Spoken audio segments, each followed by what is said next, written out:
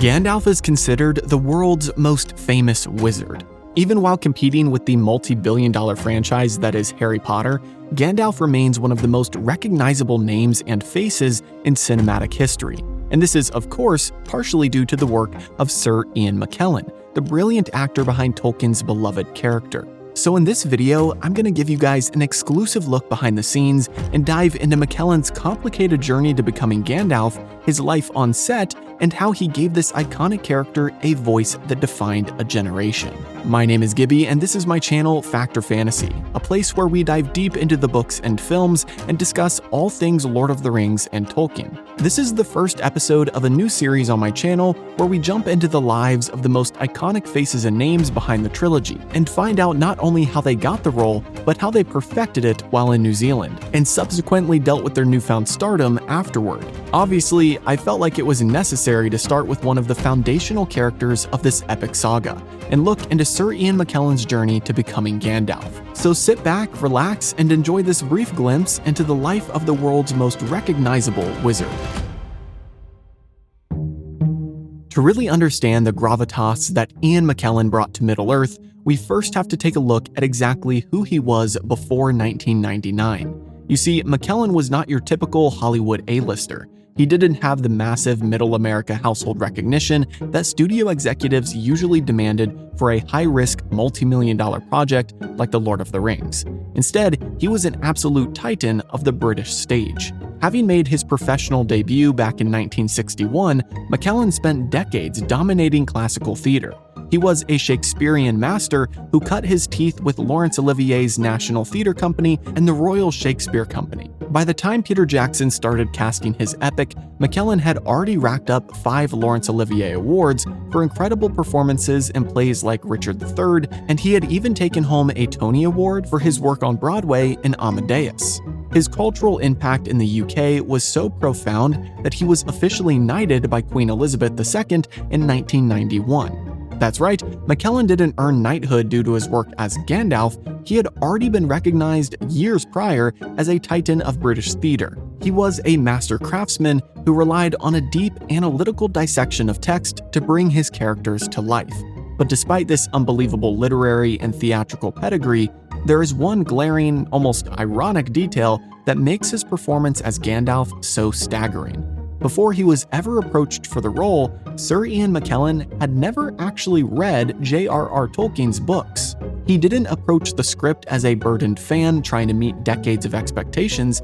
He approached it as a classical actor, encountering a complex new text.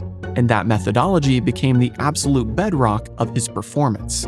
But wait, let's back up, because assuming he just easily stepped into the role is getting ahead of ourselves. McKellen actually wasn't the first choice to play the Grey Wizard. In fact, he was a backup.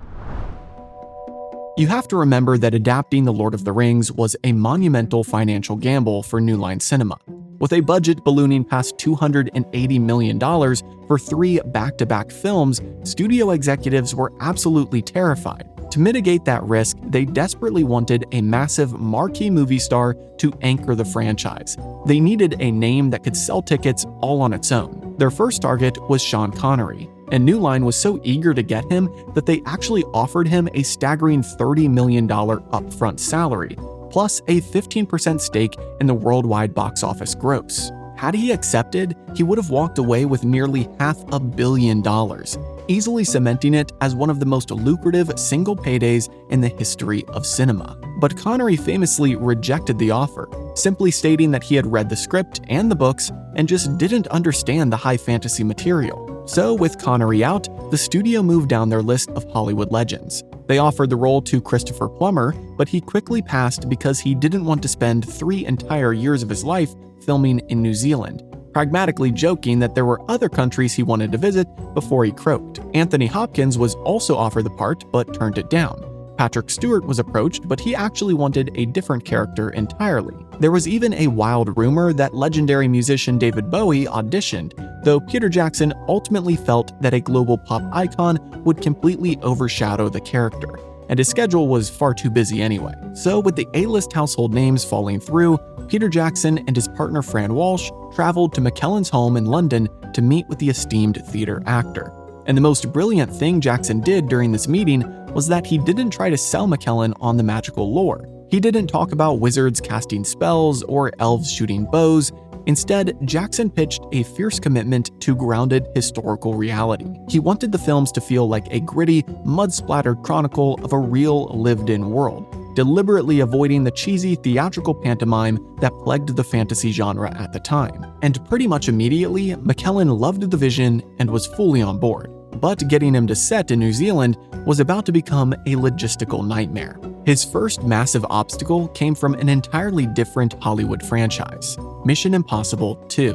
McKellen was offered a highly lucrative role to star alongside Tom Cruise. However, the studio was so deeply paranoid about potential plot leaks that they flat out refused to give McKellen the complete script, offering only the isolated pages containing his specific scenes. For a classical actor whose entire methodology relies on understanding the full narrative arc, this was completely unacceptable. So despite his agent warning him that nobody says no to Tom Cruise, McKellen calmly turned down the part. And thank goodness he did. The production of Mission Impossible 2 suffered massive scheduling delays, and if McKellen had been under contract, he would have been completely trapped and forced to abandon Middle-earth entirely. But the chaos was far from over. The very day after rejecting the espionage thriller, McKellen was contacted by director Bryan Singer to play the magnetic mutant villain Magneto in X-Men. And during the filming of X-Men, Jackson officially offered him Gandalf, delaying the Lord of the Rings shoot until after McKellen finished X-Men, which just goes to show how much Jackson wanted McKellen and how badly they needed someone to finally accept the role of Gandalf. But as fate would have it, Singer's X-Men production started running severely over schedule. Realizing his dates were going to violently collide with the strict start of the New Zealand shoot, a heartbroken McKellen called Jackson to completely withdraw from the fantasy epic, citing his prior commitment to X-Men. Jackson, refusing to lose his leading wizard, told McKellen to wait and promised to keep the role open for him as long as possible. The entire crisis was ultimately resolved by a complete stroke of luck and some high-stakes industry maneuvering. Later on, McKellen was dining at Sheiky's, a famous fish restaurant in London, when he coincidentally found himself seated right next to Bob Shaye, the head of New Line Cinema at the time and the primary financier of The Lord of the Rings. Shaye turned around and tapped McKellen on the shoulder and told him that he's looking forward to seeing him play Gandalf in The Lord of the Rings. And McKellen sadly told him the news that he had just delivered to Jackson. He wouldn't be able to do it. Upon hearing this, Shaye comforted McKellen and told him that he wouldn't take no for an answer, simply telling the actor, "Leave it to me."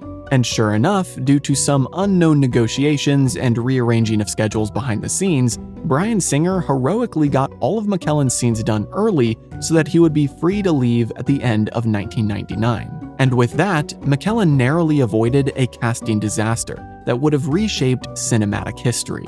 But stepping off that plane in Wellington was just the beginning, because now that he had actually taken the part, McKellen had to figure out exactly how to bring a 2,000-year-old angelic being to life on screen.